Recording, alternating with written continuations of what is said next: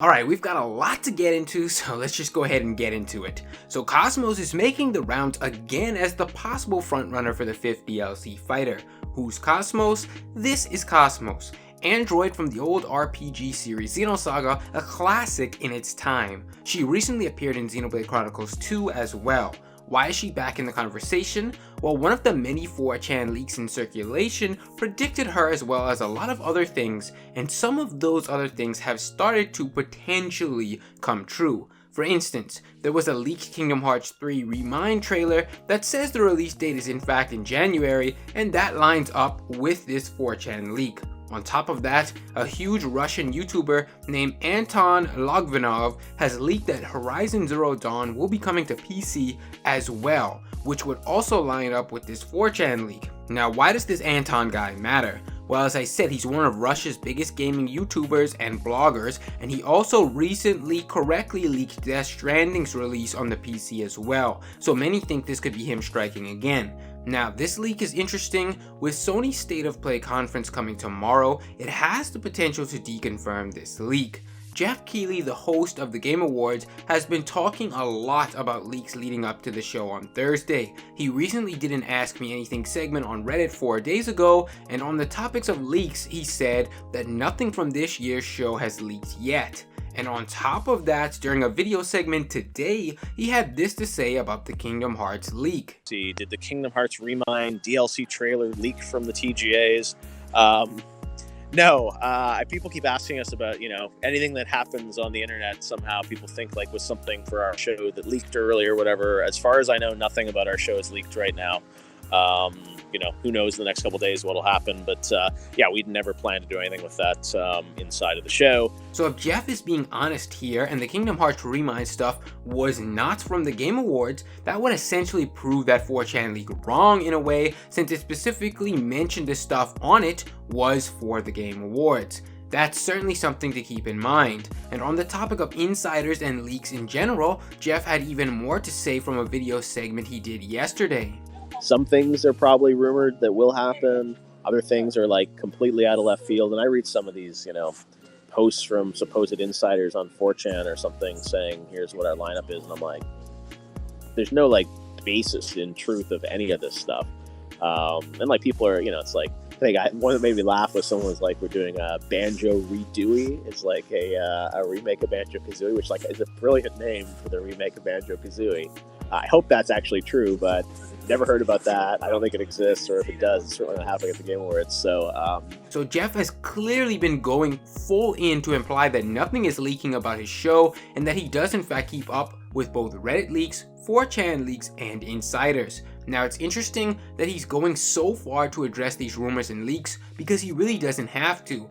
A lot of people will say that he's just trying to cover it up, and he could be lying about nothing being leaked. Which is true, he could be, but it's something he didn't really need to comment on. It's not like he had to answer those questions. It wasn't a 1v1 interview setting. He was particularly choosing to address this stuff when he didn't need to, so I found that interesting that he seemed so confident. We won't actually know until the Game Awards arrive, but it's interesting to think about his stance so far. Now, in regards to Vergeben, he has been providing even more updates on his deconfirmation list, having this to say. I got more character deconfirmations. Apparently the character is not Sora, Soul Bad Guy, Ragnar, Billy and Jimmy Lee from Double Dragon, Dante, Phoenix Wright, Amaterasu, Monster Hunter, Sam Porter Bridges, Geralt of Rivia, Monokuma, or Kratos. Interesting that I asked about Kos-Mos based on that one 4chan leak about the Game Awards and got a not sure on her. I don't know if that means anything or not yet, especially since Bandai Namco characters were previously said it is not from, although her rights are not as simple as other characters, especially when you compare her to other Bandai Namco characters, since Monolith apparently shares rights with her, which would make sense why she could become an exception that doesn't lump her with the other Namco characters the same way. Now, this part is a bit confusing since Vergeben's source previously said that the character was not from Namco, and Kos-Mos technically is a Namco character, I'm pretty sure. Now, it may get a bit funky with the Monolith soft connections and all of that, since she has appeared with a new redesign in Chronicles 2. Now, Vergeben has said that he is going to try to get more information about Kos-Mos from his source to see if they somehow got confused. He did post an update, but it is not anything definitive. This is the important part. Then there's this odd thing with Kos-Mos to keep in mind, since me getting a not sure response about her is weird, since I was told it is not a Bandai Namco character. I'm currently pressing for more information since the only thing that could explain that is if her rights issues muddies that up, or more particularly if it is her, if it uses the Kos-Mos redesign from Xenoblade Chronicles 2. It would mean that specific design is like how Nintendo owns Bayonetta's design from Bayonetta 2, not Sega, despite Sega owning the Bayonetta character, which could mean that Monolith Soft and Nintendo own the Kos-Mos redesign. It was discussed on here yesterday that according to the credits, Namco is heavily credited as Blade design support.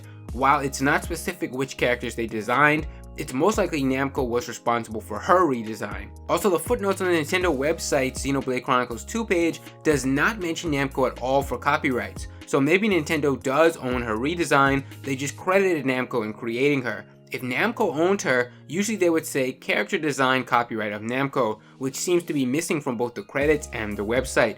Kos-Mos is owned by Namco, she's copyrighted to Namco in her official art for Xenoblade 2, but what may be the case is Nintendo may own the actual design, much like Nintendo owns Bayonetta 2's design. So again, Vergeben claims that there may be some mix-up with Kos-Mos rights and trademarks, and it appears that could be the case. However, I'm pretty sure if Kos-Mos were in, she would appear under Namco's label, and I don't think this should be as big of an issue as it appears to be. And now it's Sabi time. So Sabi had this to say in regards to Vergeben and his latest big deconfirmation posts. The character seems to be from one of the studios he listed, not the few he didn't. By proxy, this means no Sony rep, for instance. I looked specifically into that list as I told you I would. That post he made was a fake leak. It's good he corrected himself. Now this has left a lot of people confused, I think, and we're still waiting on more clarification on this part, because Vergeben has put out multiple posts about this topic now, and has even reclarified himself that some of the ones he got were wrong as a result of miscommunication.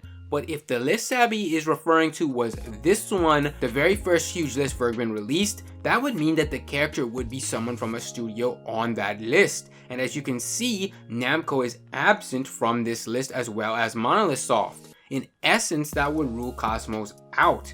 Now, as I said, I'm still waiting to find out more information about this, since Kos-Mos has shifted to many people's frontrunner right now. But if Sabi is correct about this and there's no miscommunication here, he would essentially be ruling Kos-Mos out.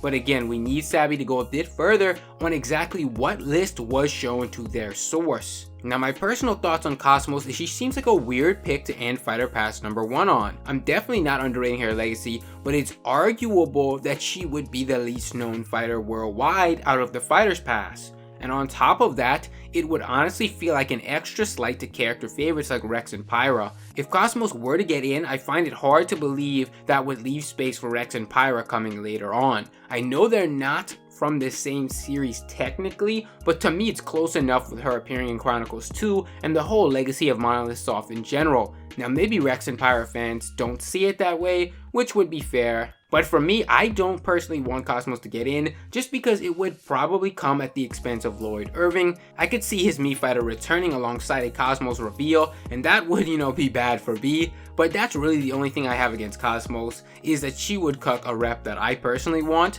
Otherwise, I think she could be a pretty cool choice, albeit a confusing one for number 5.